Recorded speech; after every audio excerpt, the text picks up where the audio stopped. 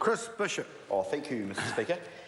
This is my first opportunity really in the House to pay tribute to my friend and colleague Stuart Smith, and I just want to place on the record into the Hansard I think widespread admiration of the whole House actually for the great work that Stuart you're doing, sir, or Stuart that Mr. Smith is doing down in Kaikoura in his electorate, and obviously as a Wellington-based MP or a Hutt Valley-based MP, we have not been immune to the damage wrought by the earthquakes of November 14, but it's certainly true to say that the Kaikoura region, Kelvedon and the areas listed by other speakers so far tonight have been definitely the worst affected.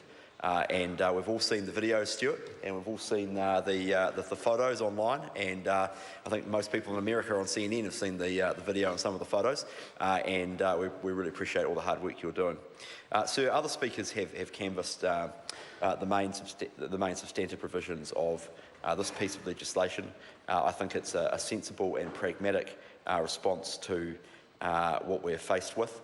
I think it's fair to say that this is Parliament really working at its best. I think I made that point in the first reading speech on this piece of legislation, and it's really great that the parties have been able to come together in a collegial way, in a consensus-driven way, and try and come up with something that everyone can support, because you really want to put party politics aside in this sort of circumstance. And I think speakers opposite throughout the course of the first and second reading debate have paid tribute to the hard work of the government to try and shape that consensus, and I think that's a good thing. I think Minister Jerry Brownlee, the acting Minister for Civil Defence, and his colleagues have shaped this legislation and the trio of bills that the House is considering with that in mind, and I think that is all to the good.